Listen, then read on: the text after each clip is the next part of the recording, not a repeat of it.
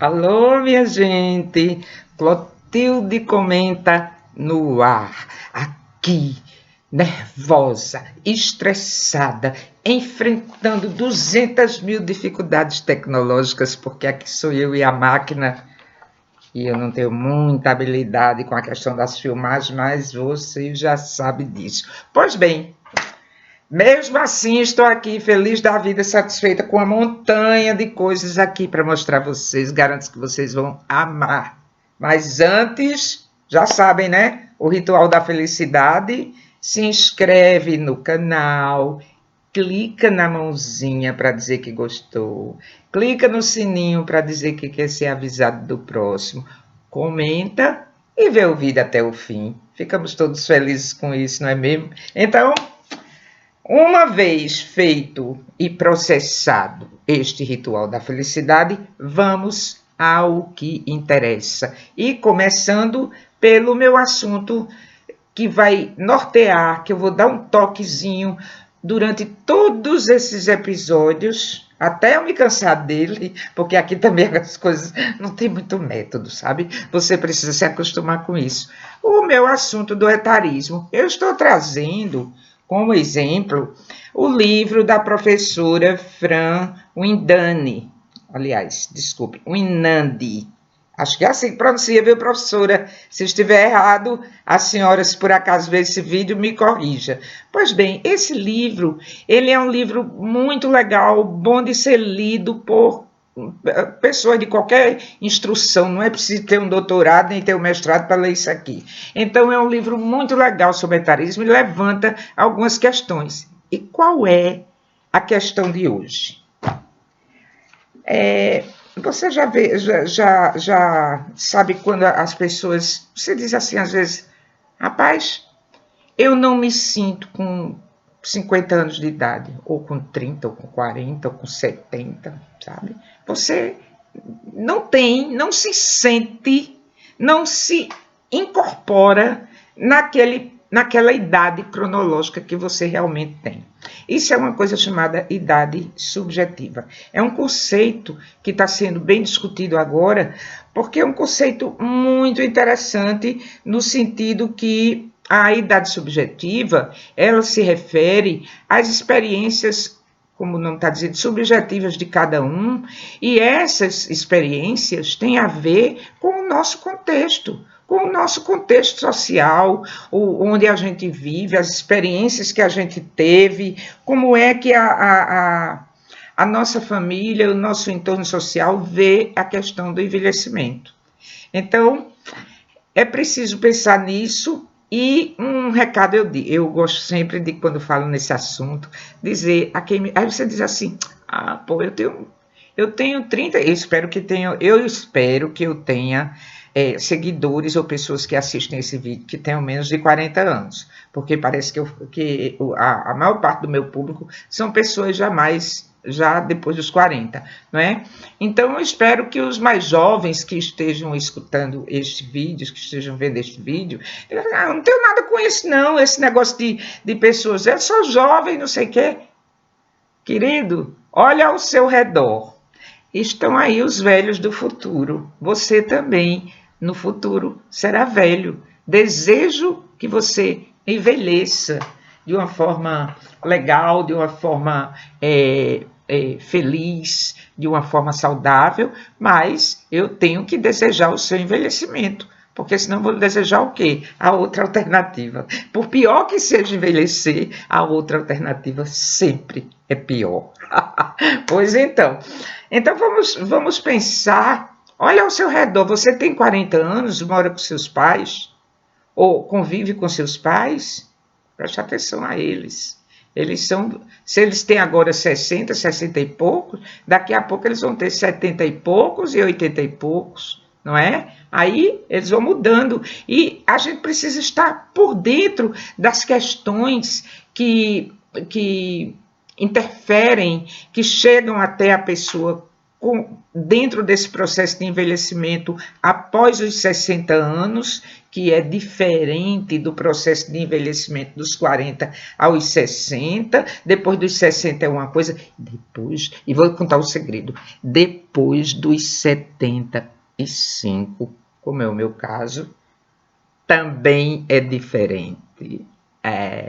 Prepara-te, porque como dizia a grande Bette Davis, envelhecer não é para frouxos, exige coragem, exige pique, conhecimento, disposição. Envelhecer é uma fase difícil da vida. Não se engane com essa velhice poliana que tentam vender para você. Prepara-te. Mas também é um período de muitas alegrias, porque você já se livrou de tanta bobagem, já se livrou de tanta vaidade, já se livrou de tanta ignorância, não é? Você descobre que você continua sem saber muita coisa, mas pelo menos as coisas que você sabe.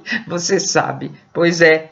Então, como eu disse que ia falar só 5 minutos sobre esse pedaço, sobre essa coisa do envelhecimento, eu queria, já falei mais, eu queria encerrar esse assunto com um trecho do rapaz.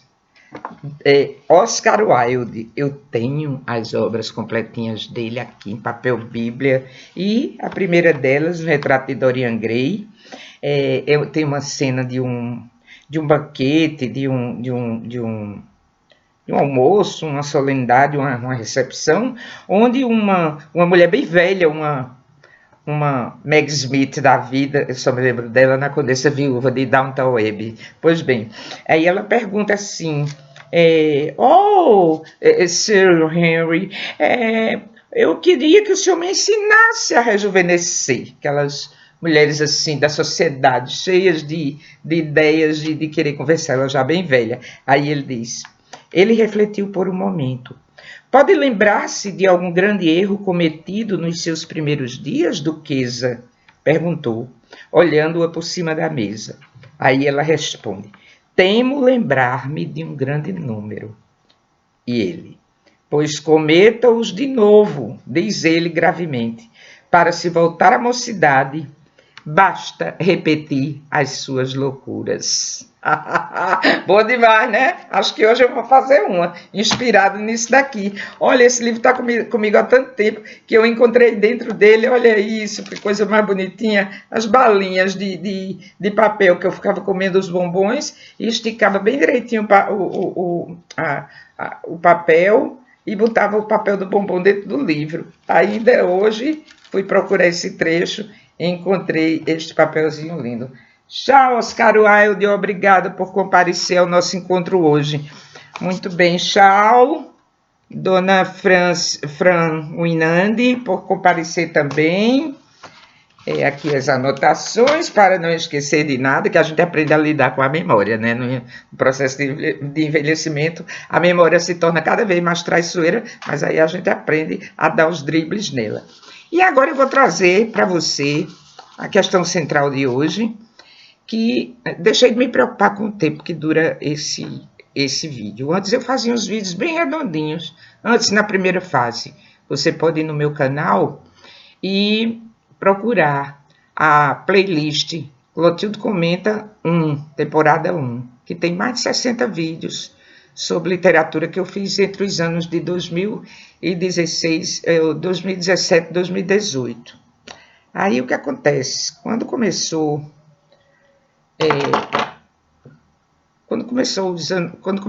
os anos terríveis de 2019, eu comecei a ser muito agredida e insultada aqui por conta da minha participação nesse canal.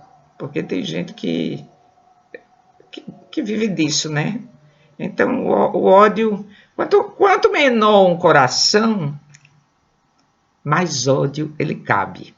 Então, essas pessoas de pequeno coração e grande ódio começaram a me insultar. Rapaz, eu perdi a paciência com aquilo. Eu digo, chega, encerrei o canal. Agora voltei, né? Agora voltei a falar. Pois bem, eu sempre falei, eu falava 6, 7, 8, 10 minutos, no máximo.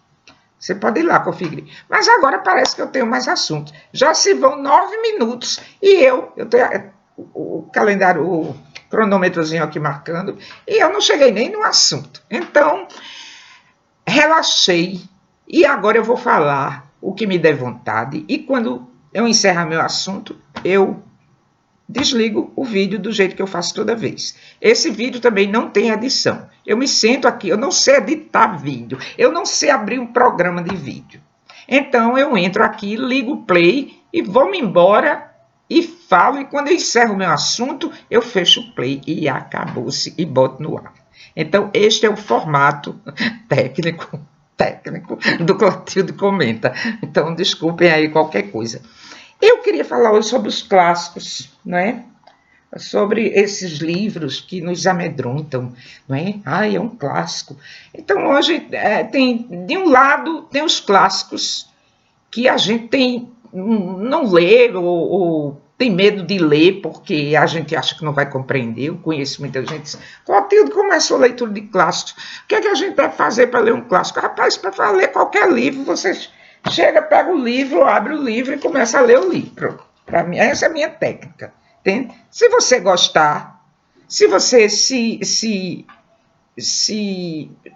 tornar amiga do texto, se o texto repercute em algo em você, você continua. Se não, você diz: livro chato, vou ler não. Pronto. Isso acontece com a maioria das pessoas que tentam ler os tais clássicos, né? Elas não conseguem estabelecer com o livro como eu digo, aquele ambiente que eu chamo da leitura, porque eu estou aqui, o leitor, o livro está lá e a leitura, ela está aqui no meio. Né? É como se criasse assim um campo de energia que se estabelece entre eu, o leitor, e o livro, o texto. Esse campo de energia, né, precisa estar bem ativado, senão cai a conexão e você não consegue mais ler. Então os clássicos têm esse problema. As pessoas, meu Deus, o que é que eu faço? Outra coisa, e o que são os clássicos? Bom, os clássicos são livros que eu gosto de dizer assim, que atravessam gerações e sempre tem algo a dizer e a repercutir nessas gerações. Às vezes um clássico passa algumas gerações adormecido. Parece que aquela geração não tem muito a ver com ele. Depois ele retorna. Agora, na minha opinião, tudo isso é minha opinião, porque você pode ler fulano de tal, crítico fulano de tal, que disse outra coisa. Tudo bem, eu não posso. Eu tenho que falar aqui o que eu acho, não é o que o crítico fulano de tal disse. Às vezes eu digo até a opinião de alguém e cito, mas por enquanto tudo isso aqui que você está ouvindo é minha opinião. Eu penso que um clássico ele precisa ter uma certa idade. Por quê? Se na minha concepção ele precisa conversar com as gerações, geração após geração, aquele clássico continua conversando com elas, ele precisa ter idade. Ele não pode. O povo diz assim: o livro de fulano de tal, que ganhou de fulana de tal, que ganhou o prêmio fulano de tal há 5 anos, já é um clássico. Gente, 5 anos? Hein? Precisa de andar muito mais para se tornar um clássico. São grandes livros, por exemplo, eu posso citar na literatura brasileira, vou citar só um Grande Sertão Veredas. Pronto, é um clássico. Bem, está no caminho certo para se tornar um clássico. Mas eu acho que é preciso, na minha visão um pouco exigente de leitora, ele precisa andar mais, porque está aí, Monteiro Lobato, é um clássico da literatura infantil. Qual é o colégio, a escola que recomenda mais Monteiro Lobato para os seus pequenos leitores? Por conta de questões, né? Isso aí, Monteiro Lobato, vocês sabem, por conta de questões atreladas ao racismo, né? Ele não está mais conversando com esta geração agora, que não aceita mais isso. Interrompeu. Vamos ver, vamos na sequência, vamos ver daqui a 100 anos como é que isso está. Mas você não vai estar nem aqui, Clotilde. Eu não posso estar aqui daqui a 100 anos. Imagina a aparência, não posso nem aparecer na televisão. Só sou com como é que chama aqueles robôs que você bota seu retrato e fica falando de casa? Pois é. Então eu trouxe um clássico hoje. Olha aqui. Eu adoro. Já li algumas vezes. Olha isso aqui. Hoje eu trouxe Homero. Hoje eu trouxe a Ilíada. Então, o que é a Ilíada? Em primeiro lugar, é um texto de quase 3.000 anos de idade. Então, já tem estrada. Não é fulano de tal, nem fulano de tal, que ganharam o prêmio fulano de tal há 5 anos. Não é. Aqui são quase 3.000 anos de existência. Outra coisa que eu posso dizer sobre a Ilíada é que começou como um texto oral. Um texto recitado ou cantado por aqueles povos antigos, reunindo histórias, reunindo lendas. Esse aqui, a Ilíada, é um texto sobre a Guerra de Troia, especificamente sobre um momento da Guerra de Troia. Não é a Guerra de Troia completa. O episódio do cavalo de madeira não está aqui. Onde é que está, meu bem? Está na Eneida de Virgílio, outro clássico. Pois é. Então, vamos em frente. É um texto oral, né? Um poema que era recitado, porque eu já falei aqui em vários dos meus episódios, nos meus podcasts, que um poema, um texto, para ser transmitido oralmente, ele é gravado pelas pessoas com mais facilidade se ele for em versos, se ele for cantado, se ele tiver uma cadência. Então, se você procurar na internet, você vai encontrar no YouTube vídeos mostrando pessoas cantando a Ilíada em grego antigo, pessoas de hoje, evidentemente, cantando a Ilíada em grego antigo, e com melodia, com melopeia, e se acompanhando com tambores. Procure na internet, no YouTube, que você acha. Então é um poema, é um texto épico, não é um texto lírico, não é um texto romântico, é um texto épico e versa sobre uma guerra, com tudo que a guerra tem, as mortes dos guerreiros, as descrições, o que era que acontecia quando o guerreiro daquele enfiava a lança na barriga do outro e depois puxava. Gente, é muito interessante.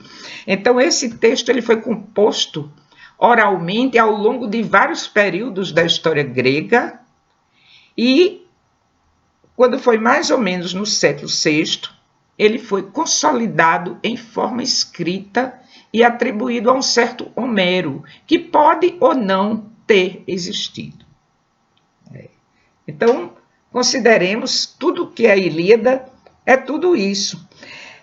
É curioso que esse texto, que é muito interessante, né? Tem hora que parece os Vingadores. Você está lendo, você diz, rapaz, são os Vingadores, né? Eu que adoro o universo Marvel, eu acho parecido às vezes, porque na guerra os deuses tomam partido.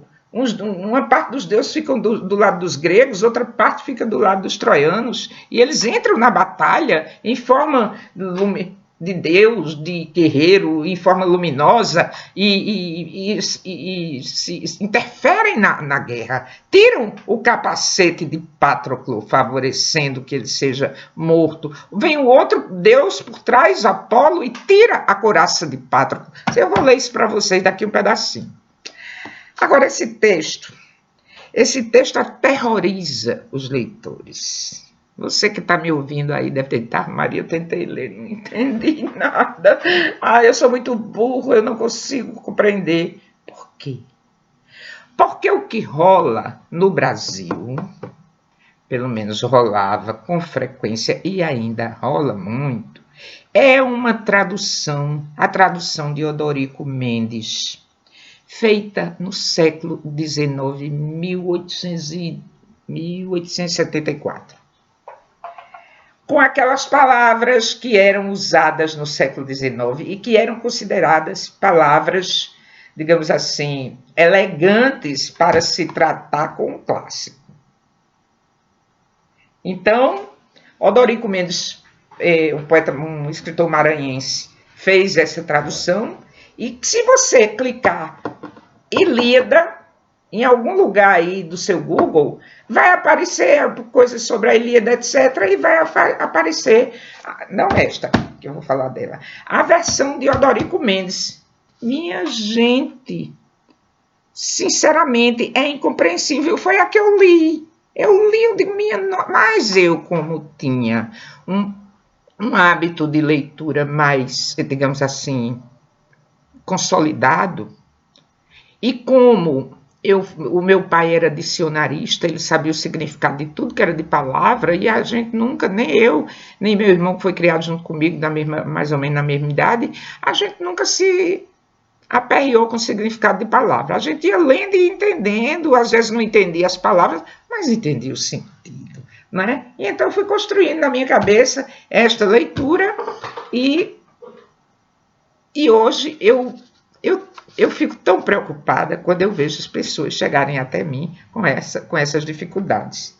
Porque realmente é difícil. Veja bem, o que é a Ilíada? É a história de um episódio da Guerra de Troia, quando Aquiles, que era o maior herói grego, ele se irrita com Agamenon, que é o chefe do exército, porque Agamenon toma uma escrava, que ele tinha raptado a escrava, e a escrava era presa de guerra, e Ulisses queria a escrava para ele, Agamenon tomou a escrava, ele aborreceu-se e disse que não ia mais para a luta com os mirmidões, que era o exército dele que estava colaborando com a luta, né? Aquela coisa, amuou-se. O menino Aquiles amuou-se. E fica com raiva e começa a história por aí. Então, por conta desse amor de Aquiles, o episódio que é narrado na Ilíada se desenrola, que foi baseado nisso, dos acontecimentos daquele dia, daquele período, que são narrados na Ilíada, aconteceram. É uma guerra de 10 anos, que dura 10 anos, entre gregos que sitiaram a cidade de Troia, por conta de uma disputa.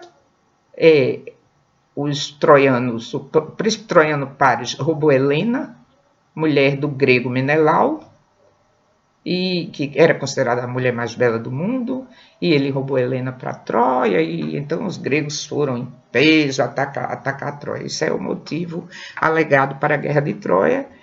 Também poderiam haver interesses comerciais, porque Troia fica num lugar estratégico, não é? com passagem para os mares interiores daquela região central da Europa. Mas isso daí é complexo demais para a gente, numa primeira leitura, prestar atenção. Vamos ler isso como se fossem os Vingadores. Os deuses, inclusive, se metendo na briga e fazendo milagres. Agora, não vamos ler, por favor, a tradução de Odorico Mendes. Olha isso aqui. O livro, a Ilíada começa falando sobre a raiva, a ira de Aquiles, não é? Porque ele se aborrece com Menelau e vai-se embora para a tenda dele e diz, não brigo mais. Pronto, vocês quiserem brigar, briguem por conta de vocês, os meus soldados não vão mais se meter nesse negócio. Aí, olha só, o que Odorico Mendes escreve. Canta-me, ó deusa, do peleio Aquiles a ira tenaz, que lutuosa aos gregos, verdes no orco lançou 1000 fortes almas, corpos de heróis, a cães e abutres pasto. Lei foi de Jove, em rixa, ao discordarem, o de homem-chefe e o mirmidon divino. Que isso? Entendeste alguma coisa? Ó, criatura, nem eu. Você tem que ler 2, 3 vezes e saber da história antes. Olha aqui o que a tradução que eu gosto diz. Começa assim. Veja como é mais simples, é a mesma coisa. Canta, ó deusa, a cólera de Aquiles, o pelida. Mortífera. Quem? A cólera, né?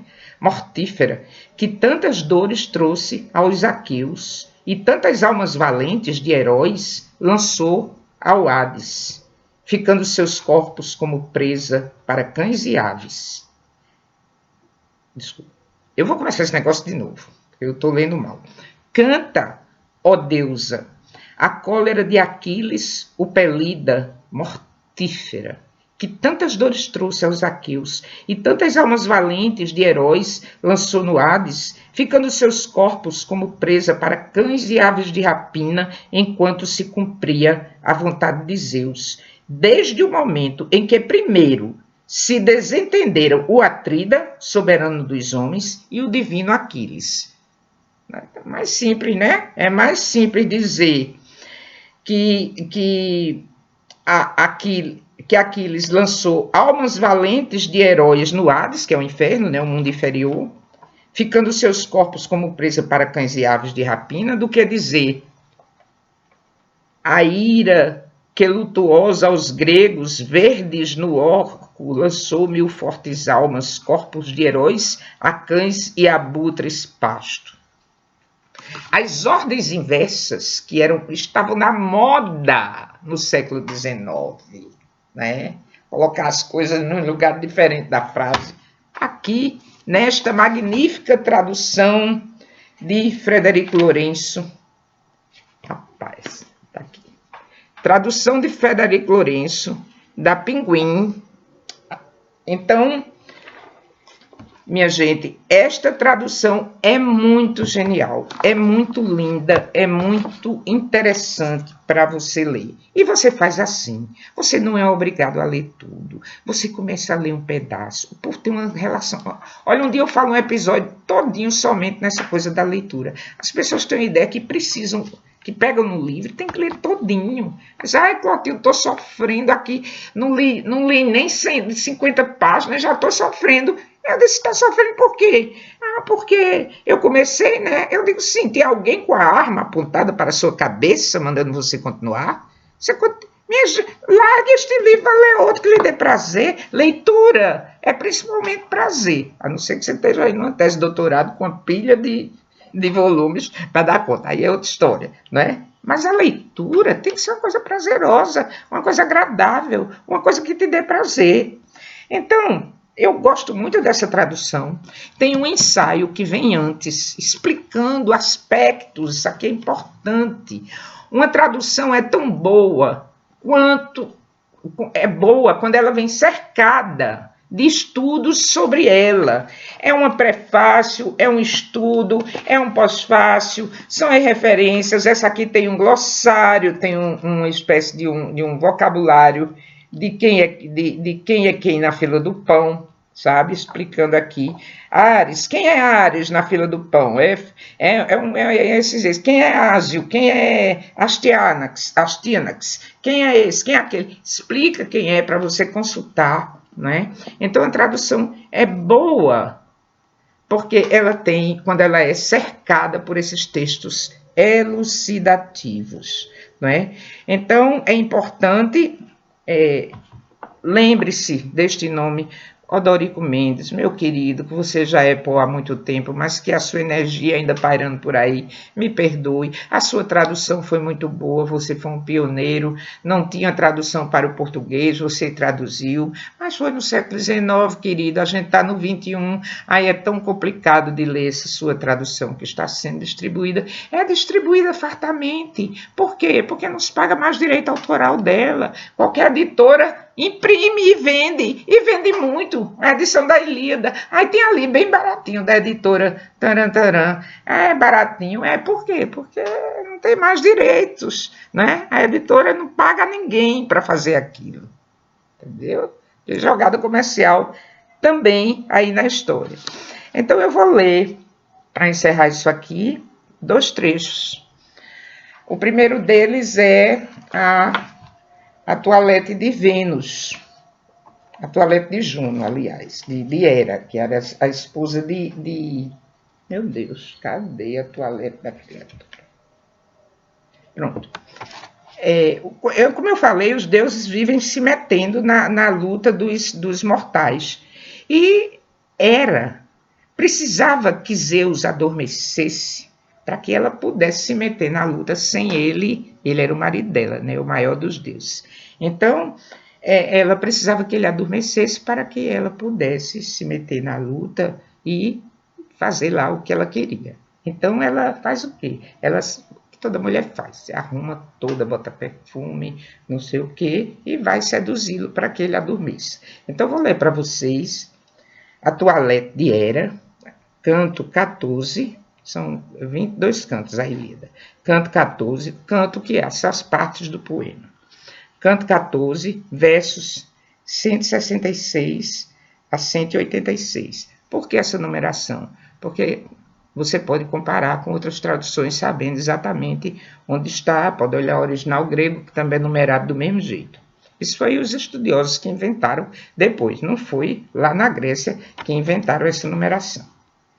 Então, começa assim. Foi então para o seu aposento, que lhe construíra seu filho Hefesto. Ele, o que ajustara portas robustas às ombreiras, com fecho secreto, que nenhum outro deus abriria. Foi lá que a deusa entrou, e depois fechou as portas luzentes. Com ambrosia, limpou primeiro da pele desejável todas as imperfeições, e ungiu-se com suave azeite ambrosial, dotado de especial fragrância. Bastava agitá-lo no palácio de bronze o chão de Zeus para que seu perfume chegasse ao céu e à terra.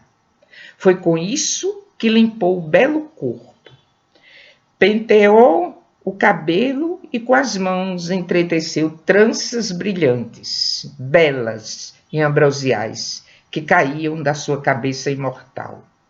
Depois vestiu uma veste ambrosial que Atena lhe tecera com alta perícia, urdindo muitos bordados. Ajustou ao corpo com pregadeiras de ouro, cingiu a cintura com uma cinta de 100 borlas e nas orelhas bem furadas colocou brincos triplos de contas parecidas com amoras. Muita beleza refulgia. Com um véu por cima se cobriu a divina entre as deusas. Belo e fulgurante, sua cor tinha a brancura do sol. Nos pés resplandecentes calçou as belas sandálias. Ai, minha gente, acudam-me! Que cena linda de uma mulher fazendo sua toilette para seduzir uma pessoa amada. Ai, que bonito!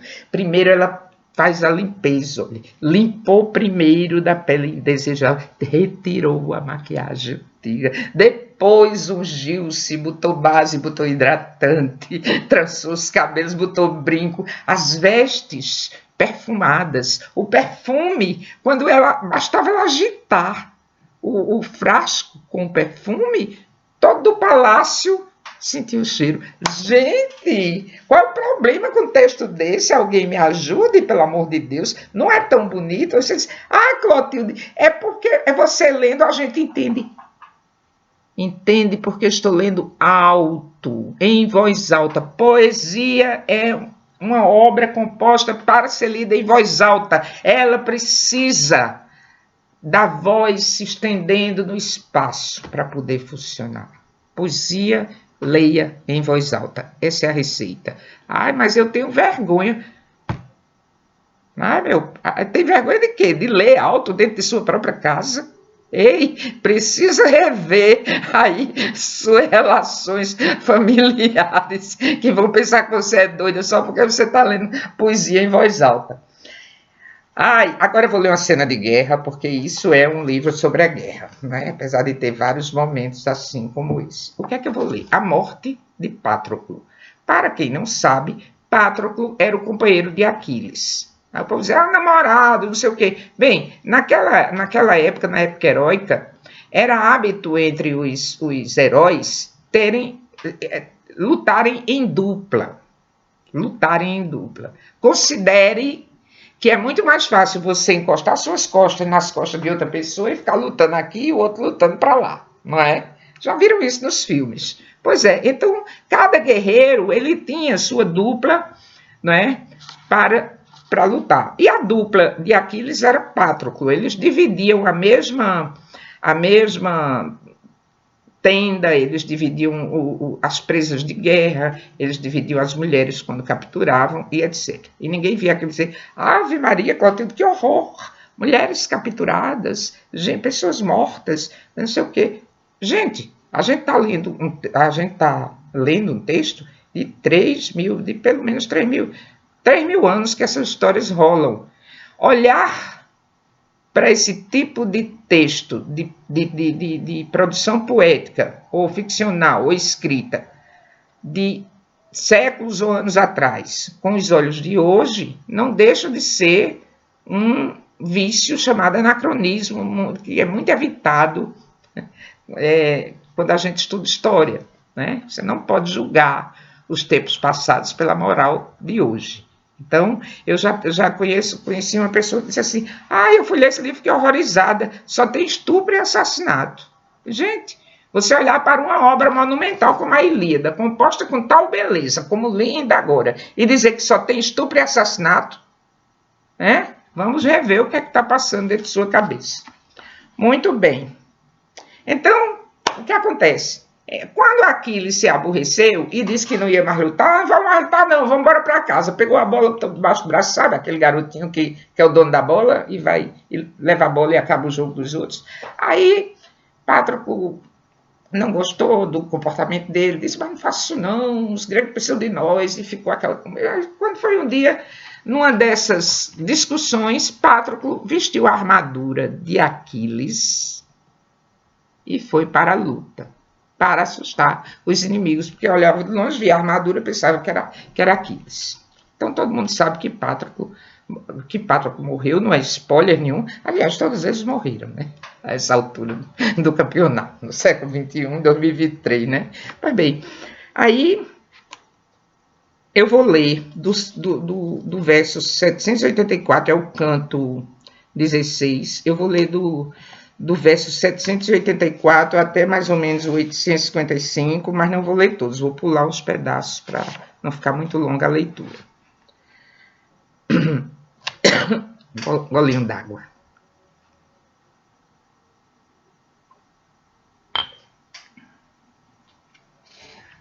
Então ele vai e entra na luta. E lá dentro da luta estava quem? Os deuses, Apolo, que era do lado dos troianos, estava lá para lutar pelos troianos. Apolo era também chamado de Febo, era outro nome dele. Então lá vai. 3 vezes se atirou a eles, Patroclo, né? 3 vezes se atirou a eles, igual dos Celeriares, com gritos medonhos. 3 vezes matou 9 homens. Mas quando pela 4ª vez se lançou como um deus, então, ó Patroclo, apareceu o termo da tua vida, pois ao teu encontro, em potente combate, veio Febo, Deus terrível. E Patroclo não o viu caminhando entre a multidão, pois vinha ao seu encontro envolto em denso nevoeiro. O Deus, além de vir, se envolvia no nevoeiro para ninguém ver. Era muito difícil lutar nessa época, viu? Pois bem. Atrás dele, de Patroclo, se posicionou Apolo e bateu-lhe nas costas e nos ombros largos com a mão, fazendo-lhe revirar os olhos. E da sua cabeça, Febo Apolo atirou o elmo, que ecoou enquanto rolava sobre as patas dos cavalos. O elmo com penachos, mas cujas crinas ficaram imundas de sangue e de pó. Até aquele momento, nunca os deuses tinham permitido que o elmo com crinas de cavalo se sujasse, pois protegera a cabeça e bela testa de um homem divino, Aquiles. Porque a mãe de Aquiles era uma deusa, era Tétis, a deusa do mar. Mas foi então que Zeus deu o elmo a Heitor, que era troiano, para pôr na sua cabeça, e embora perto dele estivesse a morte. E nas mãos de Patroclo se quebrou a lança de longa sombra, pesada, imponente, enorme e de bronze a ponta. E dos ombros caiu ao chão o escudo adornado de borlas e o cinturão. Desapertou-lhe a couraça o soberano Apolo, filho de Zeus. Tirou até a couraça do rapaz. Eu, hein? Apolo. Então o desvario tomou-lhe a mente e deslaçou-lhe os membros. Estava ali de pé, atordoado, e nas costas, com uma lança afiada entre os ombros, lhe acertou com um arremesso um dárdano. Já 20 homens ele atirara ao chão dos seus carros. Foi ele que primeiro te atingiu, ó pátrio cavaleiro, mas não te subjugou. Correu para trás e imiscuiu-se na turba, tendo arrancado a lança de freixo da carne, pois não se atreveu a enfrentar Patroclo, nu embora estivesse na refrega. Mas Patroclo, acabrunhado pelo golpe de Deus e pela lança, retrocedeu para junto dos conterrâneos para evitar a morte. Só que, quando Heitor, troiano, viu o magnânimo Patroclo retrocedendo, golpeado pelo bronze afiado, atravessou as falanges para se acercar dele e deu-lhe uma estocada com a lança no baixo ventre. A lança trespassou por completo, tombou com estrondo, e muito se entristeceu a hoste dos aqueus. Foi então que, já sem força, lhe disseste, ó Patroclo cavaleiro: por agora, Heitor, ufana-te em excesso. A ti outorgou a vitória Zeus e Apolo, que me subjugaram facilmente. Pois eles próprios me despiram as armas dos ombros. Mas se 20 homens como tu me tivessem enfrentado, todos aqui teriam morrido, subjugados pela minha lança. Tu, contudo, foste o terceiro a matar-me. Mas dir-te outra coisa, não será por muito tempo mais que viverás. Mas já a morte de ti se aproxima, e o fado irresistível, pois morrerás pelas mãos do irrepreensível Aquiles. Patroclo vaticinou. Sabia que o amigo iria vingá-lo. E enquanto assim falava, cobriu o termo da morte. A alma evolou-se do corpo e foi para o Hades, chorando seu destino, deixando para trás a virilidade e a juventude. Ai, que coisa linda! Lá vou eu chorar de novo, com pena de Patroclo. Eu me emociono com a poesia, imagino as cenas. Gente, que coisa linda! Por favor, leiam isso. Tem um canto lá na frente, e Aquiles briga com o rio. Briga com o rio. Príamo, pai de Heitor é morto por Aquiles. E Aquiles atrela o cadáver de Heitor ao seu carro e fica rodeando para lá e para cá na frente das muralhas, se vangloriando, arrastando o cadáver do inimigo. Uma coisa que não se faz. Ele estava tão injuriado que rompeu a ética da guerra. Não devolveu o cadáver para que o cadáver fosse submetido às honras fúnebres adequadas. Então o velho Príamo, pai de Heitor, vem e se humilha na frente de Aquiles, pedindo de volta o cadáver do filho. Minha gente, é muito bonito esse livro. Ai... Gostaram? Eu adoro. Agora relaxei mais, porque eu leio poesia e fico emocionada quando tem uma cena triste assim. Então, eu queria dizer a vocês que, menino, olha só, falei 40 e tantos minutos. Eu não tenho jeito não, botou um microfone na minha frente, o assunto de livro de poesia, eu falo horas. E quem não quiser e não tiver paciência, assista em dois tempos. Nada não. Eu faço assim com os podcasts que eu gosto, com os vídeos que eu gosto. Assisto um pedacinho, depois assisto o resto. E como nada acontece muito por aqui, ou seja, eu não me levanto nem faço nenhuma ação, vocês podem, se quiserem, ouvir apenas nos fones, sem precisar ficar olhando para minha cara esse tempo todo. Meus amores, ia dizer bom dia, né? Porque aqui é dia. Eu não sei que hora que vocês estão vendo, mas bom tempo a todos. Um beijo grande e, toda sexta-feira, 9 horas da manhã, Por aqui está a professora Clotilde com seus livrinhos e sua conversa interminável. Eu volto.